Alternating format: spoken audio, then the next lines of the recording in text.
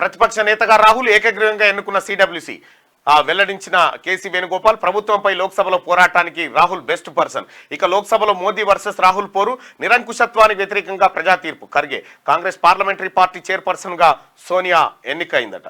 ఇక లోక్సభలో ప్రతిపక్ష నేతగా రాహుల్ గాంధీని కాంగ్రెస్ వర్కింగ్ కమిటీ ఎన్నుకున్నది. ఈ మేరకు ఇట్రా ప్రవీణ్ మైక్ ఏది మైక్ పెట్టుకో, ఎవరో ఉండాలి పక్కకు అట్లా నిలబడు.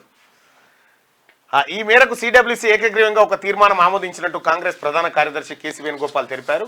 ఇక పార్టీ అభ్యర్థుల తరఫున రాహుల్ గాంధీ చేసిన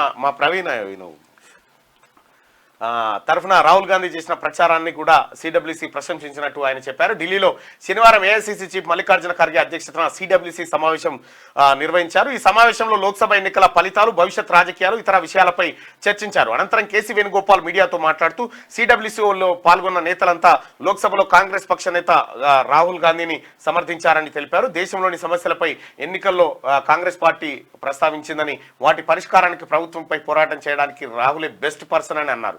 బీజేపీ ప్రభుత్వం రాజ్యాంగాన్ని మార్చే అవకాశం ఉందని, దాన్ని అడ్డుకునే సామర్థ్యం రాహుల్కు ఉందన్నారు. తమ బ్యాంక్ ఖాతాలను స్తంభింపచేసిన నేతలను బ్లాక్మెయిల్ చేసిన ఎన్నికల్లో అద్భుతమైన ప్రదర్శన చేశామని అన్నారు. ఈ ఎన్నికల్లో బీజేపీతో పాటు ఎగ్జిట్ పోల్స్ పైన పోరాటం చేశామన్నారు. కాంగ్రెస్ కు ఆదరణ లభించని రాష్ట్రాలు, అధికారంలో ఉండి సీట్లు తగ్గిన రాష్ట్రాలపై ఫోకస్ పెడదామని, అక్కడ ఏం జరిగిందో తెలుసుకునేందుకు కమిటీ నియమించనున్నట్టు తెలిపారు.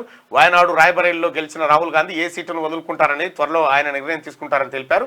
ప్రధాని మోడీ ప్రమాణ స్వీకారానికి ఆహ్వానం అందలేదని, ఆహ్వానిస్తే వెళ్లాలా వద్దా అనేది ఆలోచిస్తామని కాంగ్రెస్ సీనియర్ నాయకుడు జయరాం రమేష్ అన్నారు. అంతకుముందు సిడబ్ల్యూసీ సమావేశంలో ఏఐసీసీ చీఫ్ మల్లికార్జున ఖర్గే మాట్లాడుతూ 10 ఏళ్ల పాటు మోడీ నిరంకుశ పాలన చేశారని ఆరోపించారు. ఆయన నిరంకుశత్వానికి వ్యతిరేకంగా మొన్నటి ఎన్నికల్లో ప్రజలు తీర్పిచ్చారని చెప్పారు. ఈ ఎన్నికల్లో నైతికంగా మోడీ ఓడిపోయారని, ప్రజలు ఇండియా కూటమికి మద్దతు తెలిపారని అన్నారు. రాహుల్ జోడో యాత్రతో కాంగ్రెస్ కు సీట్లు పెరిగాయని, మణిపూర్లో 2 స్థానాలను కాంగ్రెస్ గెలుచుకుందన్నారు. నాగాలాండ్, అసోం, మేఘాలయలో సీట్లు గెలిచిందని, మహారాష్ట్రలో అతిపెద్ద పార్టీగా అవతరించామని ఆయన తెలిపారు.